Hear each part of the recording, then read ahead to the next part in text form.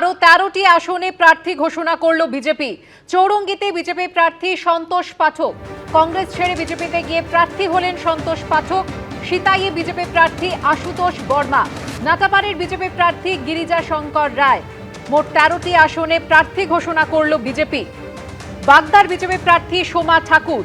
মগরাহাট পূর্বের বিজেপি প্রার্থী উত্তম কুমার বণিক। ফলতার বিজেপি প্রার্থী দেবাংশু পণ্ডা। যেমনটা জানা যাচ্ছে, চৌরঙ্গীতে বিজেপি প্রার্থী হয়েছেন সন্তোষ পাঠক। আরো 13টি আসনে প্রার্থী ঘোষণা করেছে বিজেপি। বিস্তারিত জানবো, কথা বলে নেব আমাদের প্রতিনিধি বিজেন্দ্র সিংহের সঙ্গে। বিজেন্দ্র, বিজেপি তরফ থেকে আজকে চতুর্থ প্রার্থী তালিকা ঘোষণা করা হয়েছে পশ্চিমবঙ্গের জন্য, যার মধ্যে 13 জন প্রার্থীর নাম রয়েছে। এক জায়গায় প্রার্থী বদল করা হয়েছে। ময়নাগুড়িতে ডালিম রয়কে প্রার্থী করা হবে। সেখানে আগে যার নাম অ্যানাউন্স করা হয়েছিল সেকেন্ড লিস্টে, তাকে টিকিট দেওয়া হবে না। ময়নাগুড়ি থেকে ডালিম রয়কে প্রার্থী করা হবে। কিন্তু 13টা যে নাম আজকে ঘোষণা করা হয়েছে যে সিটগুলোতে, সেটা হলো সিতাই থেকে অশোক বর্মন, নাটাবাড়ি থেকে গিরিজা শঙ্কর রায়, বাগদা থেকে শ্রীমতী সোমা ঠাকুর, মগরাহাট পূর্ব থেকে উত্তম কুমার বণিক, ফলতা থেকে দেবাংশু পান্ডা, সোনারপুর উত্তর থেকে দেবাশিস ধর, চৌরঙ্গী থেকে সন্তোষ পাঠক, যিনি কংগ্রেস ছেড়ে বিজেপিতে যোগ দিয়েছিলেন, তাকে চৌরঙ্গী থেকে প্রার্থী করা হচ্ছে। সন্তোষ পাঠককে হাওড়া দক্ষিণ থেকে শ্যামল হাতি, পাঁচলা থেকে রঞ্জন কুমার পাল, চাঁদিপুর থেকে পীয়ূষ ক্রান্তি দাস, গড়বেটা থেকে প্রদীপ লোধা, মেমারি থেকে মানব গুহ এবং বারাবণী থেকে অরিজিৎ রায়। অর্থাৎ এখনো কয়েকটা সিট বাকি রয়েছে। সেটার জন্য পঞ্চম দিন যখন আসবে বিজেপির, সেটাতে জানা যাবে কাকে তারা প্রার্থী করছেন। কিন্তু আজকে যে চতুর্থ তালিকা প্রকাশ করা হয়েছে বিজেপি তরফ থেকে, তার মধ্যে 13 জন প্রার্থীর নাম রয়েছে। এবং গুরুত্বপূর্ণ দেখা যাচ্ছে, এখানে যিনি কংগ্রেস ছেড়ে বিজেপিতে যোগ দিয়েছিলেন সন্তোষ পাঠক, তাকে চৌরঙ্গী থেকেই প্রার্থী করেছে বিজেপি। ধন্যবাদ বিজেন্দ্র।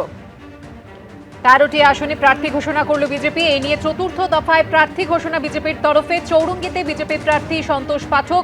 কংগ্রেস ছেড়ে বিজেপিতে গিয়ে প্রার্থী হলেন সন্তোষ পাঠক। অন্যদিকে সিতাইয়ে বিজেপি প্রার্থী আশুতোষ বর্মা। নাটাবাড়ির বিজেপি প্রার্থী গিরিজা শঙ্কর রায়। বাগদার বিজেপি প্রার্থী সোমা ঠাকুর।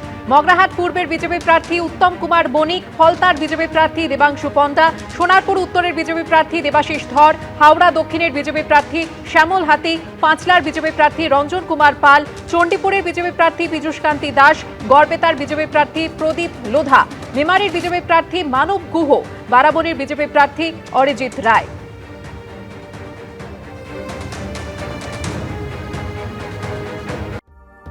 রাজ্য বিজেপির যুব মোর্চার ভার তাঁর কাঁধে। আবার পেশাগতভাবে তিনি চিকিৎসক। রোগী এবং রাজনীতি সময় দিতে হয় দুক্ষেত্রেই, তাই নাওয়া খাওয়ার সময় বড্ড কম। এবারের বিধানসভা ভোটে বেহালা পশ্চিম থেকে ইন্দ্রনীল খাঁকে প্রার্থী করেছে বিজেপি। তার মূল প্রতিপক্ষ তৃণমূলের রত্না চট্টোপাধ্যায়। প্রচারে ঝাঁপাতে হচ্ছে পুরো দমে। তার মধ্যে খাওয়া দাওয়া ঠিক না রাখলেই নয়। তার উপর নিজেও চিকিৎসক, তাই খাওয়া দাওয়াও করেন মেপে। ব্রেকফাস্টে ইন্দ্রনীল খাঁ খান চা, বিস্কুট আর ডিম সিদ্ধ।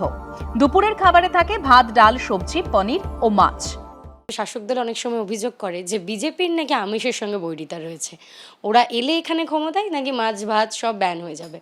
এই বিষয়টাকে কাটাতে বা এই ন্যারেটিভটাকে চেঞ্জ করতে কি এবারে বিজেপির সকল প্রার্থীরা খুব মাছ ভাতে জোর দিচ্ছেন? না, মাছ ভাত ছোটোবেলা থেকে মাছ ভাত ছাড়া আমি চলতে পারি না। এবং আমি দিনে অন্তত একবার তো খাই। মানে আমার সত্যি কথা, অনেক দিনই আমার লাঞ্চ স্কিপ করতে হয়। বাট ডিনার মানে আর কিছু থাকুক না থাকুক, মাছ ভাত না থাকলে হয় না। মানে আমার পরিবারে কখনো দুর্ভাগ্যক্রমে অসহ্য যে সময়টা লেগেছে, সেই সময়টা বাদ দিয়ে এমন কোনো দিন জন্মের পর থেকে হয়নি যেদিন আমি মাছ খাইনি। মানে লকডাউনের সময়ও আর কিছু হোক না হোক আমার মাছ ভাত যেন জোটে, সেটার জন্য আমি নিজে অনেক চেষ্টা করি যাতে মাছটা জোটে, এইভাবে ভাবতাম। কোন কোন মাছ খেতে বেশি ভালোবাসে? দেখুন, ভেটকি কাতলা তো আমার ফেভারিট, ডেফিনেটলি প্রতিদিন খাই। কিন্তু তার সাথে সাথে যেদিন একটু আমাদের চিংড়িটা জুটে যায়, তো সেদিনটা একটু বেশি ভাল লাগে আমাদের। সন্ধেবেলা তেমন কিছুই খান না বেহালা পশ্চিমের বিজেপি প্রার্থী। রাতে ভাত খেলে সঙ্গে থাকে মাছ। পুষ্টিবিদেরা বলছেন, ভাতে থাকে প্রচুর পরিমাণ কার্বোহাইড্রেট, থাকে প্রোটিন, ভিটামিন ও খনিজ। ডালে থাকে আয়রন, প্রোটিন, ফাইবার, খনিজ এবং কার্বোহাইড্রেটের মতো পুষ্টি উপাদান। সবজিতে থাকে প্রচুর পরিমাণে ভিটামিন ও খনিজ পদার্থ। মাছ মাংসে থাকে প্রচুর পরিমাণে প্রোটিন।